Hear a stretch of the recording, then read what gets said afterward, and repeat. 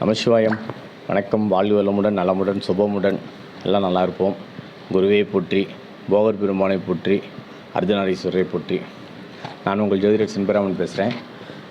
இன்றைக்கி நாடாளுமன்ற தேர்தலில் கரூர் தொகுதி இது யார் ஜெயிப்பா அப்படின்னு ஒரு சின்ன கருத்து கணிப்பு. இந்த கருத்து கணிப்பு நான் ஏன் போடுறேன்னு முதலே சொன்னேன். அதாவது மக்கள்கிட்ட ஜோதி ரீதியாக நம்பிக்கைலாம் இப்போ கொஞ்சம் குறைஞ்சிக்கிட்டு வருது. ஒரு சிலர் இன்றைக்கி இப்போ அது பணம் மட்டுமே மோட்டிவேஷனாக வரதுனால குறைஞ்சிட்டு வருது. அந்த இதை குறைச்சி நம்பிக்கை ஏற்படுத்துறதுக்கு இந்த கருத்து கணிப்பு போடலான்ட்டு போடுறேன். நான் குறைகள் வராது இறைவனர்களால். அப்படி தான் வந்தால் மன்னிக்கவும். நான் பார்த்திங்க அப்படின்னா டேட்டா பர்த் எல்லாமே அவங்களுக்கு ஆன்லைனில் எடுத்து தான் போடுறேன். ஒரு சிலர் இல்லாதவங்களுக்கு வெறும் பேர் எழுத்து வச்சு நட்சத்திரம் இதுவாக இருக்கும், ராசி இதுவாக இருக்குங்கிற அந்த கருத்து கணிப்பில் தான் போடுறேன். அதனால் தவறாக நினச்சிக்காதீங்க. வாழ்வுகள் முடியும் எல்லாம் நல்லாயிருக்கும். அதுமாதிரி எப்பொழுதும் போல் 4 பெரும்பான்மை கட்சிகள். அந்த 4 பெரும்பான்மை கட்சிகளில் முதல்ல தமிழ்நாட்டில் பெரிய கட்சி அப்படின்னா தவறாக நினச்சிக்க வேணாம். எனக்கு பொறுத்தளவுக்கு நாம் தமிழர். ஏன் அப்படின்னா அவங்க தனித்து நிற்கிறாங்க. அவங்க எந்த ஒரு கூட்டணியும் இல்லாமல் நிற்கிறாங்க. அதனால் நான் அவங்கள சொல்கிறேன். அப்புறம் மீதி அடுத்து திமுக, அஇஅதிமுக, அப்புறம் பிஜேபி 4 பேர் இருக்கிறாங்க. இப்போ அதில் இன்றைக்கி நாம் தமிழர் இது ஃபஸ்ட்டு சொல்லலான் இருக்கிறேன். ஆனால் அவரது என்ன அப்படின்னா அங்கே கரூர் தொகுதியில் டாக்டர் ரே கருப்பையா நிற்கிறாரு. ஐயா அவரது ஜாதகம் எனக்கு கிடைக்கல. நானே எவ்வளோ ஃபுல்லாக அலசி பார்த்தேன், கிடைக்கல. அதனால் அவர் டாக்டர் ரே கருப்பையா அவரோட முதல் எழுத்து கா, அதை வச்சு நட்சத்திரத்தை வச்சு இந்த ராசியாக இருக்குங்கிற கருத்து கணிப்பில் சொல்கிறேன். வாழ்வுகளுடன் எல்லாம் நல்லாயிருக்கும். கருப்பையா அவருக்கு கா அந்த இதை வச்சு பார்க்குறப்ப பார்த்திங்க அப்படின்னா திருவாதிரை நட்சத்திரத்துக்கு கா வருது. அதுமாதிரி பார்த்திங்க அப்படின்னா அவிட்டம் நட்சத்திரத்துக்கும் கா வருது. திருவாதிரை நட்சத்திரமாக இருந்தது அப்படின்னா மிதுன ராசி வரத்துக்கு வாய்ப்புகள் இருக்குது. மிதுனது இருந்ததுக்கு கொஞ்சம் பரவாயில்ல அப்படின்னு தான் நம்ம சொல்லணும்.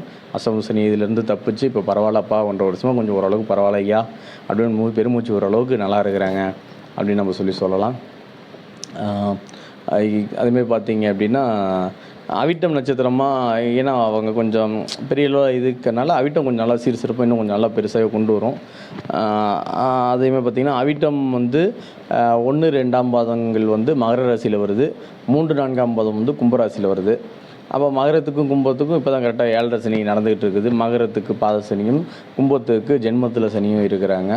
அப்போ மகரம் கும்பமாக இருந்தால் இருந்ததுக்கு கொஞ்சம் பரவாயில்லன்னு மகரத்துக்கு சொல்லலாம். ஆனால் இருந்தாலும் மே 1க்கு அப்புறம் நல்லா சிறப்பாக இருக்குது. கும்பத்துக்கு ஏதோ ஓகேப்பா அப்படின்னு சொல்கிற அளவுக்கு மே 1க்கு அப்புறம் தான் சொல்லி ஆகணும். இப்போ ஒன்றும் பெருசாக சொல்கிற அளவுக்கு இல்லை அப்படி தான் சொல்லணும். இருந்தாலும் சில விசாரிச்சு இதில் இப்போ என்னென்னு அப்படின்னா அவர் நிறைய மக்களுக்கு எது கொஞ்சம் தொண்டுகள் ரீதியாக பண்ணுறதுனால கொஞ்சம் ஓட்டுகள் பிரிப்பாருங்கிற மாதிரி சொன்னாங்க. இருந்தாலும் அவருக்கு வாழ்த்துக்கள் மட்டும் நான் தெரிவிச்சுக்கிறேன். அடுத்து 2வது இது பார்த்திங்க அப்படின்னா பிஜேபி பார்ப்போம், பாரதிய ஜனதா கட்சி பார்ப்போம். அங்கே விவி செந்தில்நாதன் ஐயா அவர் நிற்கிறாரு. அவர் பார்த்திங்க அப்படின்னா 5/1/1982 பிறந்திருக்கிறாரு. அவர் பார்த்திங்க அப்படின்னா மேசராசி. நான் எடுத்தது பிரகாரம் நேர பிரகாரம் பரணி 2ஆம் பாத நட்சத்திரம் வருது. லக்னம் பார்த்திங்க அப்படின்னா என்னோட இதுக்கு மீன் லக்னம் வருதுங்க. அதுமாதிரி பார்த்திங்கன்னா வளர்பிறை தசமி இதில் பிறந்திருக்கிறாரு. சிறப்பு என்ன அப்படின்னா மேசத்துக்கு இப்போ கரெக்டாக ஜென்மத்தில் குரு இருக்குது. ஜென்மத்தில் குரு இருக்கிறதுனால கொஞ்சம் மந்தத்தை தான் கொடுக்குது அப்படின்னு நம்ம சொல்லலாம். சனி பயிற்சி இதெல்லாமே கொஞ்சம் பரவாயில்ல அப்படின்னு சொல்லலாம். ஆனால் இந்த குரு பயிற்சி இன்னும் ஒரு பெருசாக சொல்கிற அளவுக்கு இல்லை. மே 1க்கு அப்புறம் அவருக்கு சிறப்பாக இருக்குது அப்படின்னு நம்ம சொல்லலாம். சரி, இது ஒன்று வச்சு பார்க்க முடியுமா? நாம் கணிச்ச பிரகாரம் தசாபுத்தி எப்படி இருக்குது அப்படின்னு பார்த்தோம் அப்படின்னா அதில் பார்த்திங்க அப்படின்னா ராகு திசையில் சனி புத்தி நடக்குது. ராகு திசையில் சனி புத்தி அது ஒன்றும் பெருசாக ஒன்றும் சொல்கிற அளவுக்கு இல்லைன்னு தான் நம்ம சொல்லணும். சரி, அதை விட்டுட்டு கட்டம் போவோம். ஏதாவது ஒன்றாவது ஒத்துழைப்பு பண்ணணும் அல்லவா? கட்டத்துக்கு போகிறப்ப பார்த்திங்க அப்படின்னா அங்கே சூரியன் எப்படி இருக்கிறார் அப்படின்னா சூரியன் நல்லா இருக்கிறார், அருமையாக இருக்கிறாரு. தனுசு வீட்டில் இருக்கிறாரு, சமத்தில் இருக்கிறாரு, தொழிற்சாலத்தில் உட்காந்துருக்கிறாரு. ஆனால் கூட கேது பகவான் இருக்கிறாரு. கேது இங்கே இருக்கிறதுனால கொஞ்சம் அது என்ன அப்படின்னா அந்த இடத்துல கொஞ்சம் அரசாங்க ரீதியான இது வாய்ப்புகளை கொடுத்தாலும் ஏதோ ஒரு விதத்தில் மன உளைச்சல் கொடுக்க தான் வாய்ப்புகள் ஏற்படுத்தி கொடுக்கணும் தான் நம்ம சொல்லணும். சரி, ஓகே. அம்சக்கட்டம் எப்படி இருக்குது? நவாம்சத்தில் பார்த்தோம் அப்படின்னா அவர் சூரிய பகவான் இருக்கிறாரு. சூரிய பகவான் துலாமில் இருக்கிறாரு. துலாம் வீட்டில் நீசத்தில் இருக்கிறாரு. அப்போ இந்த இதில் எல்லா அம்சமும் பொருந்தி வரணும் அப்படின்னு சொல்ல வரேன். அதனால் கொஞ்சம் ஓரத்தில் ஐயாவதையும் வைப்போம். கொஞ்சம் வாய்ப்புகள் கம்மி தான் அப்படின்னு சொல்ல வரேன். அடுத்து பார்த்தீங்க அப்படின்னா நம்ம ஐயா எல் தங்கவேல் அஇஅதிமுக வச்சுருந்த ஐயா கேஎல் தங்கவேல் அவரது பார்ப்போம். அவர் 19/3/1958 பிறந்திருக்கிறாரு. அந்த பிரகாரம் பார்க்குறப்ப பார்த்தீங்க அப்படின்னா ஐயாவோட ராசி கும்பராசி வருது. புரட்டாதி 1ஆம் பாத நட்சத்திரம். நான் எடுத்த டைம் பிரகாரம் புரட்டாதி 1ஆம் பாத நட்சத்திரம் மிதுன லக்னம் வருது. கும்பத்துக்கு ஜென்மத்தில் சனி பகவான் இருக்கிறாரு. ஆக்சுவலி என்ன அப்படின்னா, இப்போ கும்பத்தில் ஜென்மத்தில் சனி இருக்கிறப்போ கொஞ்சம் உடல் ரீதியான பிரச்சனைகள் வரும். கும்பராசிக்காரங்களுக்கு எல்லாமே இப்போ கொஞ்சம் மந்தமாக தான் இருக்குதுன்னு தான் நம்ம சொல்லணும். அது பார்த்திங்க அப்படின்னா சனி சொல்லுவோம் 30 வயசுக்கு ஒரு 7.5 சனி வரும். அது பார்த்திங்க அப்படின்னா மங்கு சனி, பொங்கு சனி, தங்கு சனி, மரண சனி, அந்த இதில் தான் நம்ம சொல்லணும். இப்போ என்னென்னா கொஞ்சம் இவங்களுக்கு எல்லாமே கொஞ்சம் உடம்பு பிரச்சனை தான் கொடுக்கும். கும்பராசிக்காரங்களுக்கு கொஞ்சம் அதுமாதிரி ஜென்மத்தில் இருக்காங்க தேவையில்லாத வம்பு வழக்கு, சண்டை சச்சரவு, உடல் ரீதியான பிரச்சனை, வண்டி வாகனங்களில் மொத்தத்தில் எல்லாத்துலேயுமே கொஞ்சம் மந்தத்தை தான் ஏற்படுத்தி கொடுக்கும் அப்படின்னு சொல்லலாம். சரி, நம்ம இன்னும் ரொம்ப டெப்த்தாக போவோம். எப்படி இருக்குது இதை மட்டும் பார்ப்போம். இப்போ அந்த இதில் பார்க்குறப்ப ஐயாவதுக்கும் கொஞ்சம் மந்தமாக தான் இருக்குதுன்னு தான் நம்ம சொல்லணும். இருந்தாலும் கட்ட அமைப்பு எப்படி இருக்குது, தசாபுத்தி எப்படி இருக்குது, நாம் கணிச்ச பிரகாரம் அப்படின்னு நம்ம ஒரு எட்டு பார்க்கலாம். இப்போ அந்த இது பிரகாரம் பார்க்குறப்ப தசாபுத்தியில்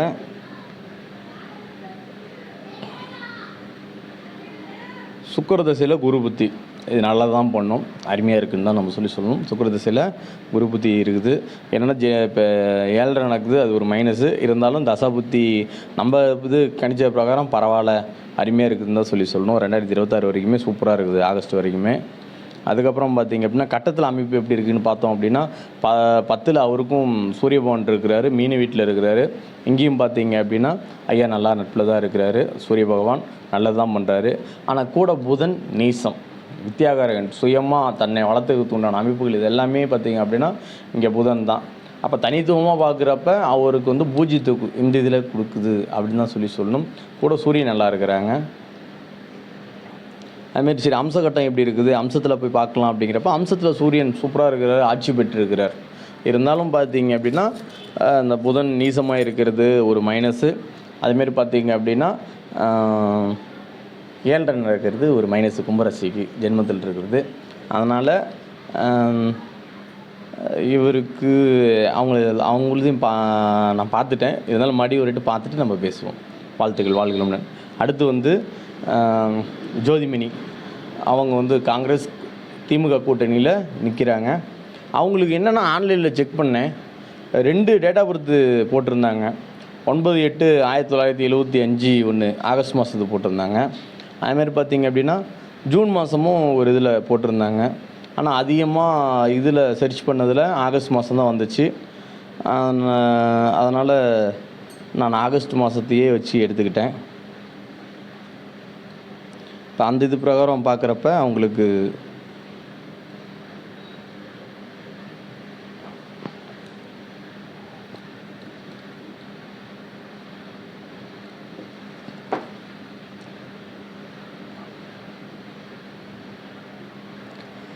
சிம்ம ராசி பூரா 2ஆம் பாத நட்சத்திரம் துலா லக்னம் வருது. சிம்மத்துக்கு ரொம்ப அருமையாக இருக்குது. மே 1க்கு அப்புறம் ஒன்றும் பெருசாக ஒன்றும் சொல்கிற அளவுக்கு இல்லை. அதுமாரி தசாபுத்தி எப்படி இருக்குது அப்படின்னு பார்க்கலாம். சிம்மத்துக்கு நல்லா தான் இருக்குது. யார் இருந்தாலும் சிம்மராசிக்காரங்க எதாவது பண்ணுறாங்கன்னா மே 1க்குள்ள சிறப்பாக பண்ணிக்கிங்க. அதுக்கப்புறம் கொஞ்சம் பொறுமையாக தான் கையாள வேண்டிய சூழ்நிலையாக இருக்குது. அதுமாரி இவங்களுக்கு நாம் எடுத்த பிரகாரம் தசாபுத்தி ராகு திசையில் சுக்கிர புத்தி, அதுவும் 23 26 வரைக்கும் இவங்களுக்கு ரொம்ப நல்லா இருக்குது, அருமையாக இருக்குன்னு தான் சொல்லணும். அதுமாதிரி கட்ட அமைப்புக்கும் போனோம் அப்படின்னா சூரியன் நல்லா இருக்கிறாங்க. ஆனால் கூட சனி பகவான் பகையில் இருக்கிறாங்க. என்ன தான் இது பண்ணாலும் மன உளைச்சல் உடல் உளைச்சல் தான் போகும். ஆல்ரெடி இவங்க கரனில் வந்து இருக்கிறாங்க. சூரியனோட செவ்வாய் சேர்ந்துருக்குது மிக மிக சிறப்பு. அந்த செவ்வாய் உச்சம் பெற்றிருக்குது. ஆனால் அம்சக்கட்டத்தில் சூரியன் பகை, ஆனால் செவ்வாய் உச்சம். ஏதோ ஒரு இதில் வந்து அவங்கள தூக்கிட்டு உட்காந்துருக்குது. இப்போ நேரமும் நல்லா இருக்குது, அவங்களுக்கு தசாபுத்தி நல்லா இருக்குது. அதனால் பார்க்குறப்ப இவங்களுக்கு என்ன மைனஸ் அப்படின்னா அம்சக்கட்டத்தில் சூரியன் பகை, மற்றபடியாக ராசி கட்டத்தில் சூரியன் நல்லா இருக்கிறாரு, ஆனால் கூட சனி பகவான் பகையில் இருக்கிறாரு. இது ஒன்று மட்டும் தான் மைனஸு. மீதி எல்லாமே ரொம்ப அருமையாக அவங்களுக்கு உதவி பண்ணுது. அவங்களுக்கு தங்கவேல் ஐயாவுக்கு அவருக்கு வந்து நம்ம 2 மைனஸ் சொன்னோம். அதை பார்த்திங்க அப்படின்னா சூரியனோட ஒரே நிமிஷம்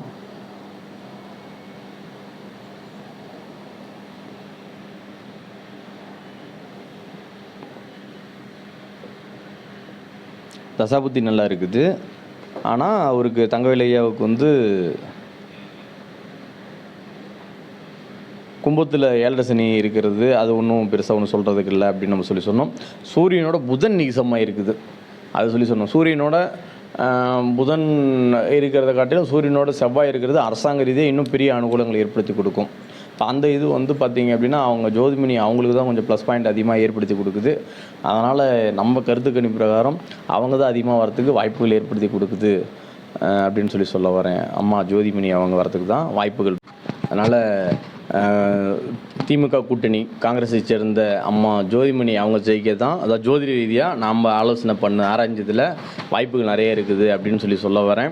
அதுமாதிரி மறுபடி சொல்லிடுறேன் மக்களே, நான் வந்து ஆன்லைன்லேருந்து அவங்க டேட் ஆஃப் பர்த் எடுத்து சொல்கிறேன். இதில் நேரமெல்லாம் இல்லை, நேரம் மட்டும் இருந்ததுன்னா அக்யூரேட்டாக சொல்லிடுவேன். நேரம் இல்லாதனால ஓரளவு அப்படி பேசிக் இதை வச்சு சொல்கிறேன். இறைவன் அருளால் அந்த பேசிக் இதை வச்சு கண்டிப்பாக நம்ம சொல்கிறது கரெக்டாக இருக்கும்னு நம்புகிறேன். வாழ்க வளமுடன். நாளைக்கு வந்து பார்த்திங்க அப்படின்னா விருதுநகர் தொகுதி நம்ம கேப்டன் அவங்க பையன் விஜய் பிரபாகரன் நின்றுகிறாரு. அதனால் அந்த தொகுதி கொஞ்சம் அதிகமாக எதிர்பார்க்கப்படுகிறது. நண்பர்கள் அங்கே இருக்கிறவங்க என் கூட அக்குப்பஞ்சர் படிக்கிற ஒரு சில நண்பர்கள் ஃபோன் பண்ணி போட சொன்னாங்க. எனக்கும் அந்த இது ஆசை இருக்குது. அதனால் நாளைக்கு நான் வந்து விருதுநகர் தொகுதியில் யார் ஜெயிப்பாங்க அப்படின்னு கருத்து கணிப்பு போட போகிறேன். உங்கள் நல்ல ஆதரவு கொடுத்து சப்போர்ட் பண்ணி கொடுக்கணும்னு சொல்கிறேன். ஏதோ குற்றம் கூறி இருந்தால் மன்னிக்கும். எல்லோரும் நல்லா இருப்போம். வாழ்க சுகமுடன். நமசிவாயம். வாழ்க வளமுடன். நலமுடன்.